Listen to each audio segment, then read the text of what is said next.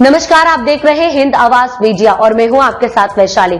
आइए रुक करते हैं आज की खास खबर पर। प्रयागराज बना जाम का शहर, प्रशासन मूक दर्शक, जनता बेहाल। हर घंटे पहुंच रही हजारों गाड़ियां, प्रशासन की तैयारी नाकाफी, रूट प्लान कागजों में, हकीकत में सिर्फ अफरा तफरी। प्रयागराज में जाम से हाहाकार, 20 मिनट का सफर 3 घंटे में। प्रयागराज इस वक्त जाम की राजधानी बन चुका है। प्रशासन की व्यवस्था चरमराई हुई है और लोग सड़कों पर घंटों फंसे हैं। आलम यह है कि 20 मिनट का सफर 3 घंटे में तय हो रहा है। प्रशासन का रूट डाइवर्जन प्लान कागजों में सिमटा है। सवाल यह है कि अगर इस जाम में किसी एम्बुलेंस को रास्ता न मिले तो कौन जिम्मेदार होगा।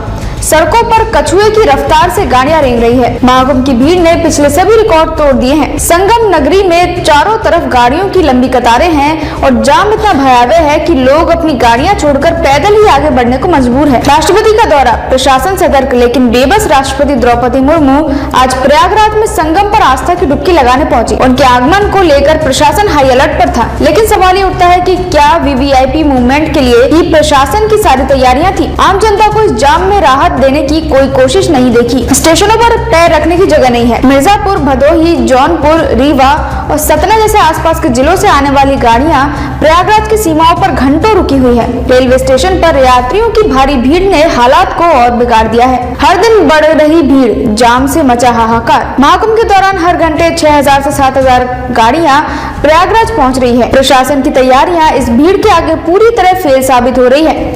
मिर्जापुर मार्ग से 500, वाराणसी मार्ग से 1500, चित्रकूट से 1800 और लखनऊ मार्ग से 1500 गाड़ियां हर घंटे शहर में दाखिल हो रही हैं। इससे 30 किलोमीटर लंबा जाम लग गया है। आंकड़ों के अनुसार पिछले 10 दिनों में लगभग 1.5 करोड़ श्रद्धालु संगम में स्नान कर चुके हैं। अगले कुछ दिनों में यह संख्या और बढ़ने की उम्मीद है, क्योंकि आने वाले मुख्य स्नान पर्व में और अधिक भीड़ उमड़ेगी। प्रशासन की ओर से जारी किसी भी ट्रैफिक एडवाइजरी का असर नहीं दिख रहा है। स्थानीय लोगों की स्थिति बेहद खराब हो चुकी है। घर से ऑफिस जाने वाले लोगों को घंटों तक जाम में फंसे रहना पड़ता है। शादी के बारातों तक को रास्ता नहीं मिल पा रहा है, जिससे कई कार्यक्रम को रद्द करना पड़ा। एक स्थानीय दुकानदार ने बताया, मेरा सामान ट्रक से आने वाला था, लेकिन ट्रक जाम में फंसा हुआ है। ग्राहक दुकान पर आते हैं, लेकिन सामान नहीं पहुंच पा रहा है। इससे व्यापार पूरी तरह ठप हो गया है। महाकुंभ प्रशासन के दावों की खुली पोल। महाकुंभ में प्रशासन ने पहले ही दावा किया था कि ट्रैफिक को स्मार्ट प्लानिंग से कंट्रोल किया जाएगा, लेकिन वास्तविकता इसके उलट है। रूट डाइवर्जन की कोई स्पष्ट जानकारी नहीं है और लोग गलत रास्तों पर भटक रहे हैं। कई श्रद्धालु 12 घंटों की यात्रा को 20 घंटों में पूरा कर रहे हैं। एक यात्री ने बताया, मैं 13 घंटों की यात्रा के लिए निकला था, लेकिन 36 घंटे बाद पहुंच सका। पूरे रास्ते सिर्फ जाम ही जाम था। पुलिस के अनुसार ट्रैफिक जाम में बढ़ती गाड़ियों की संख्या सबसे बड़ी चुनौती बन चुकी है। शहर में इस वक्त 50,000 से ज्यादा निजी वाहन हैं और हर घंटे इनकी संख्या बढ़ रही है।